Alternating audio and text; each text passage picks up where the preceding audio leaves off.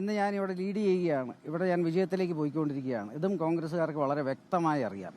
ആ സമയത്ത് അവർ കഴിഞ്ഞ ഏതാനും ദിവസങ്ങളായിട്ട് ഒരുപാട് ഇന്ന് നേരിട്ട് ഏറ്റുമുട്ടി ജയിക്കാനൊന്നും ഇവർക്ക് പോകുന്നില്ലെന്ന് വളരെ വ്യക്തമായി മനസ്സിലാക്കിയതുകൊണ്ട് ഇന്ന് ഒരുപാട് നെറികെട്ട രാഷ്ട്രീയങ്ങൾ ഒരുപാട് ഇവർ ചെയ്യുന്നുണ്ട്. ആദ്യം എന്നെ പരാജയപ്പെടുത്താൻ ഇവർ ശ്രീ ഉമ്മൻചാണ്ടിയുടെ കുടുംബത്തെ ഒരുപാട് കൊണ്ടുവന്ന് ഇവിടെ പ്രചരണം നടത്താൻ ശ്രമിച്ചു. അതൊന്നും നടന്നില്ല. അത് കഴിഞ്ഞ് ശ്രീ പി ജെ കുര്യൻ തന്നെ ഇവിടെ വന്ന് 1-2 ദിവസം ക്യാമ്പയിൻ ചെയ്യാൻ ശ്രമിച്ചു. അതും ഒരു നനഞ്ഞ പടക്കമായി മാറി. അത് കഴിഞ്ഞ് എൻ്റെ പിതാവായ ശ്രീ എ കെ ആന്റണിയെ കൊണ്ട് ഒരു പ്രസ് കോൺഫറൻസ് ചെയ്യിപ്പിച്ചു. അതിലും വലിയ എഫക്റ്റ് ഒന്നും ഉണ്ടായില്ല. ഇത് കഴിഞ്ഞാണ് ഇന്നലെ ഇവിടെ കേരള സമൂഹത്തിൽ തന്നെ എല്ലാവർക്കും അറിയാവുന്ന ഒരു ക്രിമിനൽ, അതായത് പല CBI കേസിൽ പ്രതിയായി ജയിലിൽ പോയയാൾ, ഇയാളെക്കുറിച്ച് ഞാൻ ഇന്നലെ അന്വേഷിച്ചു. അപ്പോൾ എനിക്ക് കിട്ടിയ വിവരം നിരവധി പ്രാവശ്യം അറസ്റ്റിലായിട്ടുണ്ട്. ഒന്ന്, സ്വന്തം വീട്ടിൽ തന്നെ സ്വന്തം കുടുംബത്തിലെ ഒരു അമ്പലത്തിൽ നിന്ന് ഒരു വിഗ്രഹം മോഷ്ടിച്ചതിന് അവസാനം ജയിലിൽ പോയൊരു വ്യക്തിയൊക്കെയാണ്. ഇങ്ങനത്തെ ഒരു വ്യക്തിയെ കൊണ്ട് ഇന്ന് വളരെ നിലവാരം കുറഞ്ഞ അടിസ്ഥാനരഹിതമായ ആരോപണങ്ങളുമായിട്ട് വരുന്നൊരു കാഴ്ചയാണ് കാണുന്നത്. ഇതിനെക്കുറിച്ച് ഞാൻ വളരെ വ്യക്തമായി പറയാം. കാര്യം ഈ നന്ദകുമാറിനെ ഞാൻ 10-12 വർഷം മുമ്പ് പരിചയപ്പെട്ടിട്ടുണ്ട്. അത് കാര്യവും ഇങ്ങനെ സാഹചര്യവും എല്ലാം ഞാൻ ഇന്ന് വ്യക്തമായി പറയാൻ പോവുകയാണ്. കാര്യം ഞാൻ പറഞ്ഞല്ലോ, ഞാനൊരു സ്റ്റാൻഫോർഡ് യൂണിവേഴ്സിറ്റി ഗ്രാജുവേറ്റ് ആണ്. ഞാനൊരു ഗ്ലോബലി റെക്കഗ്നൈസ്ഡ് ആയിട്ടുള്ളൊരു പ്രൊഫഷണലാണ് എൻ്റെ ഫീൽഡുകളിൽ.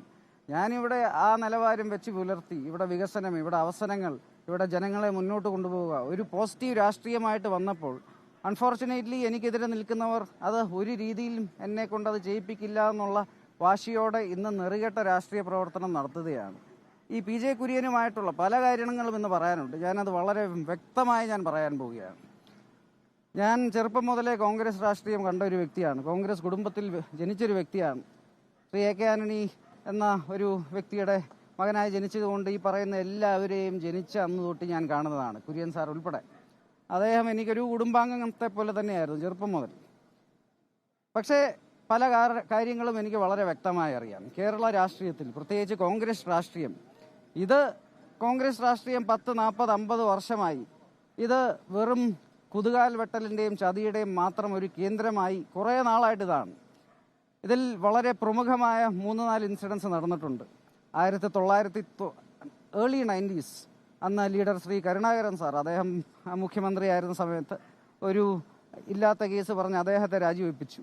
അത് കഴിഞ്ഞ് 2004 ശ്രീ എ കെ ആന്റണി, അദ്ദേഹത്തെ പലരും കുതികാല് വെട്ടി രാജിവെപ്പിച്ചു.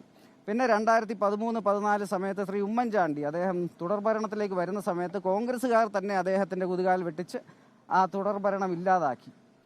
എനിക്ക് കോൺഗ്രസ് രാഷ്ട്രീയം വളരെ നല്ല രീതിയിൽ അറിയാവുന്നതുകൊണ്ട് ഞാൻ പറയുകയാണ്, ഈ 3 ഇൻസിഡൻസും, ശ്രീ കരുണാകരനെ രാജിവെപ്പിച്ചതും ശ്രീ ആന്റണിയെ രാജിവെപ്പിച്ചതും ശ്രീ ഉമ്മൻചാണ്ടിയെ തോൽപ്പിച്ചതിലും ഒരേപോലെ പങ്കുള്ള 1-2 പേരുണ്ട്, 2-3 പേരുണ്ട്. അതിലൊന്ന് ഈ ശ്രീ പി ജെ കുര്യനാണ്. അതുപോലെ ശ്രീ പി ജെ കുര്യൻ 2012 പിന്നെ മറ്റു കാര്യങ്ങൾ, ഞാൻ 2007 തൊട്ട് 2013 വരെ അമേരിക്കയിലാണ്. ഞാൻ സ്റ്റാൻഫോർഡ് യൂണിവേഴ്സിറ്റിയിലായിരുന്നു. അവിടെ ബേ ഏരിയയിൽ പഠിക്കുക, അവിടെ വർക്ക് ചെയ്യുന്നൊരു സിസ്കോ, ഇന്റൽ, അതുപോലെ പല സിസ്കോ, ഇന്റൽ, ഒരു 4G ചിപ്പ് ഡിസൈൻ ഫേം, ഇവിടെയൊക്കെ പഠിച്ചു കഴിഞ്ഞ് വർക്ക് ചെയ്തുകൊണ്ടിരിക്കുമായിരുന്നു. 2012 സമയത്ത് ആ സമയത്തൊക്കെയാണ് ഞാൻ ഒരു വെക്കേഷൻ പോലൊരു സമയത്ത് വന്നൊരു സമയത്ത് ഒരു റെസ്റ്റോറൻറ്റ് പോലത്തെ ഒരു സ്ഥലത്ത് എൻ്റെ ഒരു സുഹൃത്തുമായിരുന്നപ്പോൾ ഈ നന്ദകുമാറിനെ ഞാൻ പരിചയപ്പെട്ടു. ഈ നന്ദകുമാറിനെ ഞാൻ പരിചയപ്പെട്ട റെഫറൻസ് ശ്രീ പി ജെ കുര്യനാണ്. അദ്ദേഹം ഞാനുമായിട്ട് പരിചയപ്പെട്ടു. അവിടെ ഇരുന്ന് ഞാൻ പറയുന്നു, കുര്യൻ സാർ ഇത് ഡിനൈ ചെയ്യട്ടെ, അവിടെ ഇരുന്ന്, ഇപ്പോൾ ഓർമ്മയില്ലെന്നൊക്കെയാണ് പറയുന്നത്, പക്ഷെ നല്ല ഓർമ്മ കാണും. കാര്യം ഈ നന്ദകുമാറിനെ ഞാൻ പരിചയപ്പെട്ട റെഫറൻസ് ശ്രീ പി ജെ കുര്യനാണ്. നന്ദകുമാർ എന്നെ വന്ന് കണ്ടു. അവിടെ വെച്ച് ശ്രീ പി ജെ കുര്യനെ ഇദ്ദേഹം വിളിച്ചു തന്നു. കുര്യൻ സാറിൻ്റെ ആളാണെന്നും പറഞ്ഞാണ് എന്നെ പരിചയപ്പെട്ടത് ഈ നന്ദകുമാർ. അത് കഴിഞ്ഞ് ഇടയ്ക്കിടയ്ക്ക് എന്നെ വന്ന് കാണാനൊക്കെ തുടങ്ങി. ഞാൻ കുര്യൻ സാറിൻ്റെ ആളാണെന്ന് വിചാരിച്ച് ഞാൻ ആ 4-5 ആഴ്ചക്കിടയിൽ 4-5 പ്രാവശ്യം ഇദ്ദേഹത്തെ കണ്ടു. പക്ഷെ ഓരോ പ്രാവശ്യം കാണുമ്പോഴും പറഞ്ഞുകൊണ്ട് വരുന്ന കാര്യങ്ങൾ നടക്കാത്ത കാര്യങ്ങളാണ്. ഏതെങ്കിലും ഒരു ഉദ്യോഗസ്ഥനെ അവിടെ നിന്ന് ഇങ്ങോട്ട് ട്രാൻസ്ഫർ ചെയ്യണം, ഏതെങ്കിലും ഒരു ജഡ്ജിനെ അവിടെ പോസ്റ്റ് ചെയ്യണം, ഇതൊക്കെ പറഞ്ഞാണ് എൻ്റെ അടുത്ത് വരുന്നത്. ഞാൻ പറഞ്ഞു, ദയവേത് എൻ്റെ അടുത്ത് ഇതും കൊണ്ട് വരരുത്, ഇതും പറഞ്ഞ് ഞാൻ കട്ട് ചെയ്തൊരു വ്യക്തിയാണത്. ഇങ്ങനെയുള്ളൊരു വ്യക്തിയാണത്. അല്ലാതെ ഇയാളുമായിട്ട് എനിക്ക് യാതൊരു ബന്ധവുമില്ല.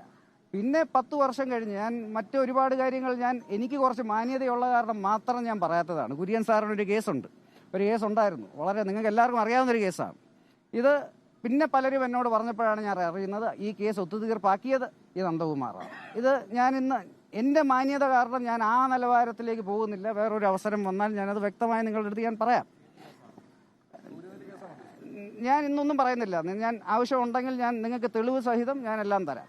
പിന്നെ ഇന്നിവിടെ സംഭവിച്ചുകൊണ്ടിരിക്കുന്നത്, ഞാനിവിടെ വന്നു കഴിഞ്ഞപ്പോൾ ഞാൻ 5 ആഴ്ചയിൽ ഒരുപാട് മുന്നേറി ഞാനിവിടെ വിജയിച്ചു കൊണ്ടിരിക്കുകയാണ്. ഇത് കണ്ട് കുര്യൻ സാർ ഈ പത്തനംതിട്ട ഈ കോൺസ്റ്റിറ്റ്യുവൻസിക്ക് മുമ്പ് റീഅറേഞ്ച്മെൻറ്റിന് മുമ്പ് ഈ ഏരിയയിലെ MP ഒക്കെ ആയിരുന്നൊരു വ്യക്തിയാണ്. 5-6 പ്രാവശ്യം ജയിച്ചൊരു വ്യക്തിയാണ്. ഈ ആൻ്റോ ആൻ്റണി ഇദ്ദേഹത്തിൻ്റെ ശിഷ്യനാണ്.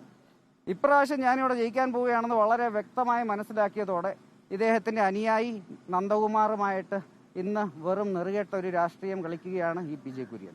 ഇന്നലെ രാവിലെ 84 വയസ്സായ എൻ്റെ പിതാവ്, അദ്ദേഹം സജീവ രാഷ്ട്രീയത്തിൽ നിന്ന് വിരമിച്ച 52 വർഷം പാർലമെന്ററി രാഷ്ട്രീയത്തിൽ നിന്ന് വിരമിച്ച അദ്ദേഹത്തെ കൂട്ടിക്കൊണ്ടുപോയി ഒരു പ്രസ് കോൺഫറൻസ് നടത്തിച്ചു. അത് കഴിഞ്ഞ് വൈകുന്നേരം, ഇതൊക്കെ നേരത്തെ ഇദ്ദേഹവും ഇദ്ദേഹത്തിൻ്റെ ചുറ്റുമുള്ളവരും പ്ലാൻ ചെയ്തതാണ്.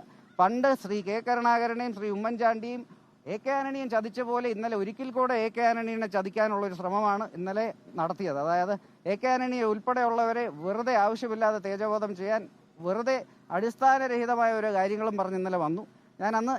ഇന്നലെ ഞാൻ പറയാത്ത എൻ്റെ മര്യാദ കൊണ്ടാണ്. പക്ഷേ ഇന്ന് കുര്യൻ സാർ എന്നെ നേരിട്ട് ഇറങ്ങിയത് കാരണം ഇതൊക്കെ ഇന്ന് പറയാനുള്ളൊരു സാഹചര്യമുണ്ടായി. അത് കഴിഞ്ഞ് ഇന്ന് ഇതേപോലത്തെ ഓരോ കാര്യങ്ങളും പറഞ്ഞു വരുന്നു.